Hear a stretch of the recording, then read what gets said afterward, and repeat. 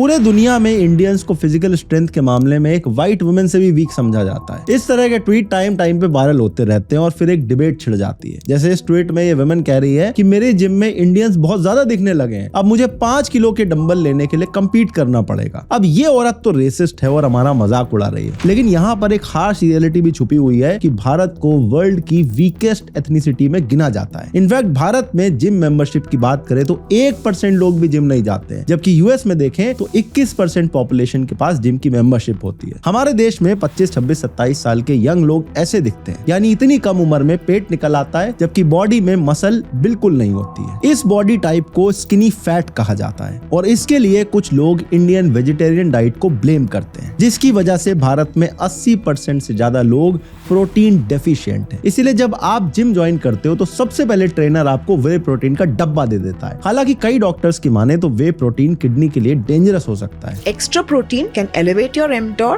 and cause cancers and reduce your lifespan. लेकिन इसी protein deficiency से डील करने के लिए आजकल एक नया ट्रेंड शुरू हुआ है, जिसे कहते हैं प्रोटीन मैक्सिंग। ये आज के टाइम पर फिटनेस इंडस्ट्री का बज़वर्ड बन गया। अभी आज के टाइम देखो, हर बंदा एक नई प्रोटीन की कंपनी खोल रहा है। अरे फूड फार्मर ने भी एक प्रोटीन की कंपनी तो खोली है, और इसीलिए आप देख रहे होगे अलग अलग ब्रांड, कोई चॉकलेट में प्रोटीन बेच रहा है, कोई प्रोटीन के डब्बे बेच रहा है, कोई रैपर में प्रोटीन बेच रहा है, इवन पीएम औषधि केंद्र में प्रोटीन के डब्बे मिल रहे हैं। अमूल वाले तक अपने दूध, लस्सी, छाछ सब जगह एक्स्ट्रा प्रोटीन डाल के दे रहे हैं। तो प्रोटीन मैक्सिंग आखिर है क्या? क्या वेजिटेरियन डाइट सही में हमें वीक बना रही है? और डॉक्टर्स वे प्रोटीन के इतना अगेंस्ट क्यों दिखाई देते हैं? आइए देखते हैं।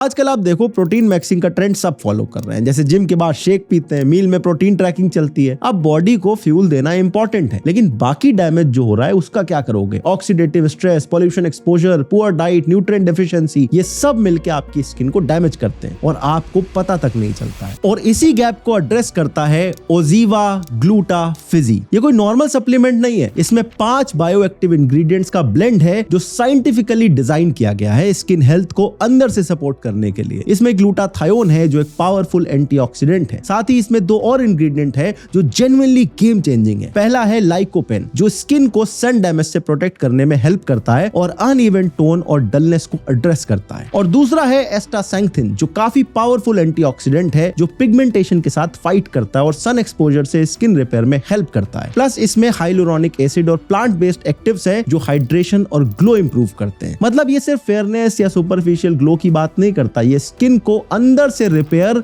और प्रोटेक्ट करने पे फोकस करता है। और सबसे इंपॉर्टेंट बात, ये क्लीन प्लांट बेस्ड फॉर्मुलेशन है, ना इसमें कोई अननेसेसरी फिलर्स हैं और ना ही कोई हार्मफुल एडिटिव्स। मैं पर्सनली ये मानता हूं कि आज के फास्ट पेस्ड लाइफस्टाइल में सिर्फ डाइट से सारे न्यूट्रिएंट्स कवर करना काफी मुश्किल है, इसीलिए टारगेटेड सप्लीमेंटेशन इंपॉर्टेंट हो जाता है। लेकिन ब्लाइंडली कुछ भी लेना उतना ही रिस्की है। तो अगर आप अपनी स्किन और ओवरऑल हेल्थ को सीरियसली लेना चाहते हो तो ऐसे प्रोडक्ट्स चूज करो जो साइंटिफिकली बैक्ड हो और लॉन्ग टर्म बेनिफिट्स दें। ओजीवा ग्लूटाफिजी उनमें से ही एक है, लिंक डिस्क्रिप्शन में है, एक बार चेक जरूर करना। अगर मैं आपको कहूं कि आंख बंद करके एक इंडियन अंकल या आंटी को इमेजिन करो तो आई एम श्योर 99% लोगों की इमेजिनेशन ऐसी होगी। ओबेसिटी हमारे देश में एक बहुत बड़ा इशू है, लेकिन जब यंग लोग भी ऐसे दिखने लग जाएं तो हमें इसके बारे में सीरियसली सोचना चाहिए। जैसे कि मैंने आपको बताया, इस बॉडी टाइप को स्किनी फैट कहा जाता है। स्किनी इसलिए क्योंकि मसल्स नहीं होती और फैट इसलिए क्योंकि पेट निकला होता है। बॉडी में फैट परसेंटेज काफी ज्यादा होता है और इसीलिए अगर आप स्किनी फैट हो तो आप अंदर से वीक हो जाते हो और इसीलिए इंडियंस की सोशल मीडिया पर इस तरह की इमेज बन जाती है। ये लोग जिस स्टडी को कोट करके इंडियंस का मजाक बना रहे हैं, ये लैंसेट की स्टडी है जिसमें ये देखा गया कि इंडियन मेन की ग्रिप स्ट्रेंथ वेस्टर्न कंट्रीज की विमेन के बराबर है और कुछ कंट्रीज के कंपैरिजन में तो विमेन से भी कम है। तो उसको प्रोपेगेंडा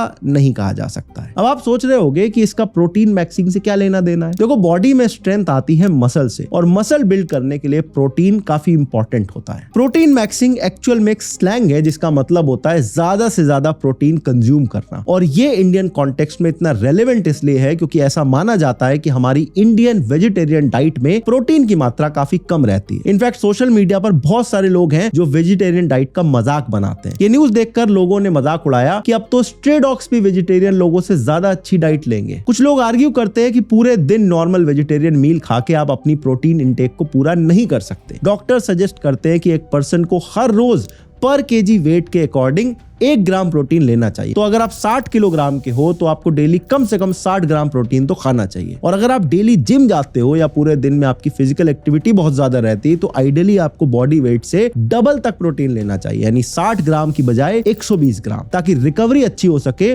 और मसल बिल्डिंग में आपकी हेल्प हो सके। अब प्रॉब्लम यह है कि नॉर्दर्न भारत स्टेट्स की मेजॉरिटी पॉपुलेशन वेजिटेरियन है, इसीलिए उन लोगों के पास प्रोटीन के ज्यादा सोर्सेस नहीं होते हैं। Vegetarian diet usually carb heavy होती है, फैट बहुत ज्यादा होता है, और जिन फूड्स में प्रोटीन होता है उन्हें बहुत ज्यादा क्वांटिटी में खाना पड़ता है, तब जाके 30-40 ग्राम प्रोटीन आपको मिल पाता है। इसी प्रॉब्लम को सॉल्व करने के लिए प्रोटीन मैक्सिंग को पुश किया जा रहा है। सारे के सारे फिटनेस इन्फ्लुएंसर आजकल देखो प्रोटीन मैक्सिंग की बात करते हुए आपको दिख जाएंगे। अब अगर आप वेजिटेरियन लोगों को देखोगे तो प्रोटीन के क्या ऑप्शन दिखते हैं? सबसे पॉपुलर सोर्स है दाल, मिल्क, पनीर, और इनके अलावा वेजिटेरियंस के पास ज्यादा ऑप्शन नहीं होते हैं, इसीलिए उन्हें वे प्रोटीन पे रिलाई करना पड़ता है। अगर आप कभी भी लाइफ में 3-4 महीने जिम गए हो तो आपको पता होगा कि वे प्रोटीन के बिना प्रोटीन इंटेक पूरा करना इम्पॉसिबल टास्क होता है। इसीलिए वे प्रोटीन एक काफी अच्छा और क्लीन सोर्स होता है, पर अनफॉर्चुनेटली वे प्रोटीन की कीमत बहुत ज्यादा होती है। एक अच्छी क्वांटिटी का वे प्रोटीन खरीदने जाओगे तो 1 किलो का डब्बा 3000 के आसपास पड़ेगा, और इसीलिए प्रोटीन मैक्सिंग वाले influencer affordable diet plan share करते रहते हैं, ऐसे हैक्स बताते हैं जिससे कम पैसों में आपको प्रोटीन मिल जाए। हालांकि वेजिटेरियन लोगों को डेली प्रोटीन का कोटा पूरा करने के लिए भी काफी पैसे खर्च करने पड़ जाते हैं, क्योंकि डेली बेस पे पनीर, टोफू ये सब खाना सस्ता काम तो है नहीं। जो लोग वेजिटेरियन है बट अंडा भी खा लेते हैं, उनके लिए भी महीने का अच्छा खासा बिल बन जाता है, जबकि नॉन वेजिटेरियन के लिए प्रोटीन लेना उतना महंगा नहीं पड़ता। जहां एक वेजिटेरियन आदमी को पूरे दिन दाल, पनीर, दूध, दही ये सब खाना पड़ेगा प्रोटीन इंटेक पूरा करने के लिए, वहीं नॉन वेज की 2 मील में सारा काम हो जाता है। लेकिन रियलिटी ये है कि भारत में नॉन वेजिटेरियन लोग भी डेली मीट नहीं खा पाते हैं। बहुत लोग हफ्ते में 2-3 बार मीट कंज्यूम कर पाते हैं,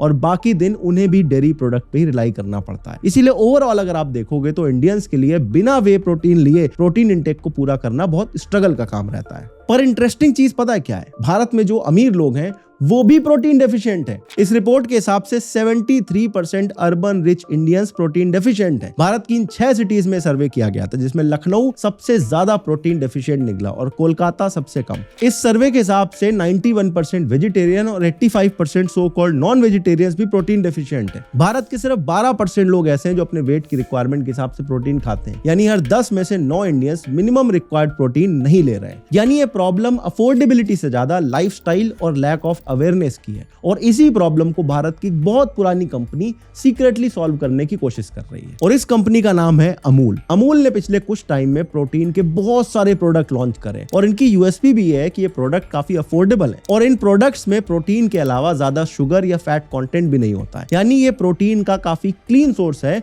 जिसको बिना गिल्ट के लोग कंज्यूम कर सकते हैं। अगर आप अमूल के प्रोटीन प्रोडक्ट का लाइनअप देखोगे तो इसमें प्रोटीन लस्सी से लेके दही, बटर मिल्क, वे प्रोटीन शेक, पनीर, बहुत सारे ऐसे प्रोडक्ट देखने को मिल जाएंगे। मैंने आपको कहा था ना कि अमूल भारत में ये प्रोटीन रेवोल्यूशन सीक्रेटली लाने की कोशिश कर रही है। सीक्रेटली इसलिए क्योंकि अमूल के प्रोडक्ट आपको नॉर्मल किराना शॉप में मिलते ही नहीं है, ना ही इन प्रोडक्ट्स की ज्यादा मार्केटिंग की जाती है। लेकिन मेरे हिसाब से अमूल के जो प्रोडक्ट हैं काफी सस्ते भी हैं, तो जो हेल्थ कॉन्शियस लोग हैं उनके लिए रेवोल्यूशन से कम नहीं है। इस चीज के लिए अमूल की तारीफ तो होनी चाहिए, इनसे बाकी डेयरी ब्रांड्स को भी इंस्पिरेशन लेनी चाहिए। कंपटीशन होगा तो प्राइस और कॉम्पिटिटिव हो जाएंगे, लोगों को और अफोर्डेबल रेट पे प्रोटीन मिलेगा। वैसे अफोर्डेबिलिटी की अगर बात हो रही है तो इसमें थोड़ी तारीफ भारत की सरकार की भी बनती है। क्या आपको पता है मार्केट में सरकारी वे प्रोटीन भी मिलने लगा है? मुझे लगता था कि भारत में जो प्रोटीन डेफिशिएंसी है इसको सरकार भी रियलाइज कर चुकी है, तभी गवर्नमेंट ने जन औषधि केंद्र के स्टोर पे भी वे प्रोटीन के डब्बे रखवा दिए हैं। और अच्छी बात यह है कि ये सारे ब्रांडेड प्रोटीन से सस्ते मिलते हैं। मेरे हिसाब से इस प्रोडक्ट में काफी ज्यादा पोटेंशियल है, क्योंकि भारत में लोग जो जिम जाते हैं वो दूसरे ही दिन उनके ऊपर प्रोटीन और क्रेटिन लेने का भूत सवार हो जाता है। फिर मोस्टली लोग जिम ट्रेनर से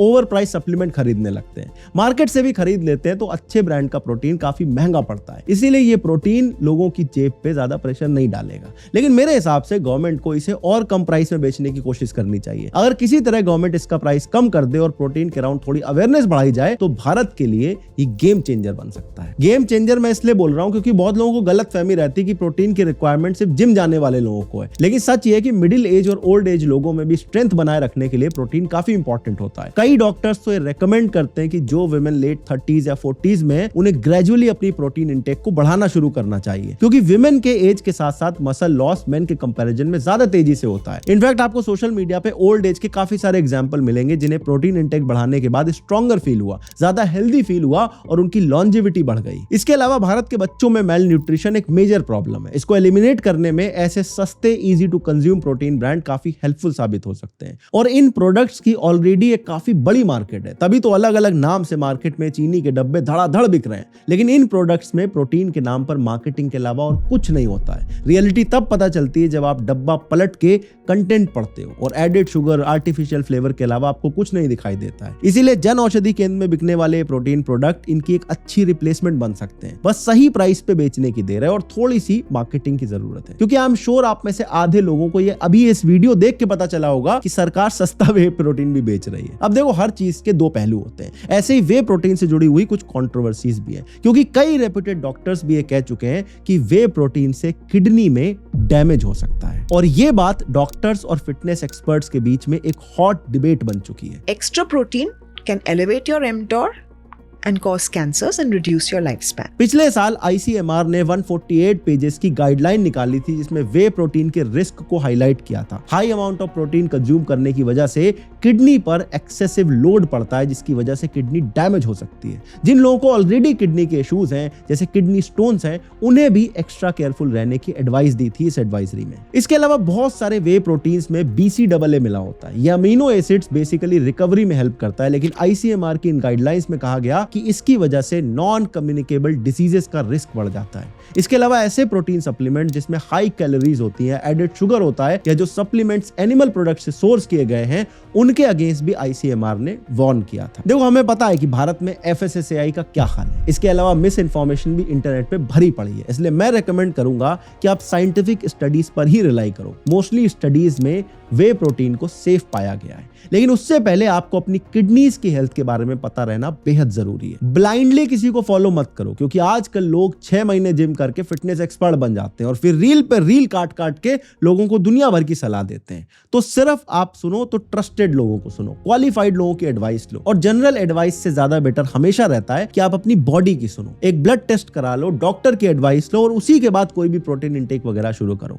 अब ये तो बात हो गई इंडिविजुअल लेवल पर। मैंने आपको बताया था कि भारत की 80% से ज्यादा पॉपुलेशन प्रोटीन डेफिशिएंट है। मेरे हिसाब से सरकार को भी कोई ना कोई कैंपेन इस पे चलाना चाहिए, जिससे पूरे देश में प्रोटीन के अराउंड अवेयरनेस बढ़ सके। भारत की सरकार हेल्थ के अराउंड पहले बहुत कैंपेन चला चुकी है। एड्स पे कैंपेन हुए हैं, पोलियो पे कैंपेन हुए, उससे फर्क भी पड़ता है। तो अगर प्रोटीन पे भी एक कैंपेन चल जाए तो शायद फर्क पड़ सकता है। सेकेंडली, भारत को वर्ल्ड लार्जेस्ट मिल्क प्रोड्यूसर कहा जाता है। वर्ल्ड का 25% मिल्क यहीं से प्रोड्यूस होता है, और जितना भी वे प्रोटीन बनता है वो मिल्क से ही बनता है। तो अगर सरकार भी मिड डे मील में वे प्रोटीन बार्स देना शुरू कर दे तो ये भी बड़ा गेम चेंजर हो सकता है, क्योंकि ऐसे बच्चे जो गरीब परिवारों से आते हैं, जो ऊपर से सप्लीमेंट लेना अफोर्ड नहीं कर सकते, उनको अगर सरकार प्रोवाइड कराएगी तो देश का फ्यूचर स्ट्रांग बन जाएगा। सरकार ने वैसे एक्स देने की कोशिश करी थी, लेकिन पैन इंडिया इसको इंप्लीमेंट नहीं किया जा सका, क्योंकि भारत में हर चीज के नाम पे कोई ना कोई बंदा आउटरीच करने आ जाता है। बात बात पे लोगों के सेंटिमेंट हर्ट हो जाते हैं। लेकिन वे प्रोटीन तो दूध से बनता है, तो मेरे हिसाब से इससे किसी को प्रॉब्लम नहीं होगी। इसके अलावा सरकार वे प्रोटीन जैसे प्रोडक्ट को अफोर्डेबल प्राइस पे अवेलेबल करा सकती है, या फिर इन पे टैक्स कम कर सकती है, या फिर अमूल जैसी कंपनीज को ऐसे प्रोडक्ट बनाने के लिए इंसेंटिव दे सकती है, ताकि कंपनीज भी मोटिवेट होकर ऐसे प्रोडक्ट को सस्ते रेट पे अवेलेबल करा पाए। तो आपको ये सजेशन कैसे लगे मुझे कमेंट में जरूर बताना। बाकी ओजीवा बायोएक्टिव ग्लूटाफिजी का लिंक डिस्क्रिप्शन में है, एक बार इनको ट्राई जरूर करना। अगर ये वाला वीडियो आपको अच्छा लगा तो अगला वीडियो आपको और अच्छा लगेगा, स्क्रीन पे लगा दिया है, क्लिक करो और अभी देख डालो।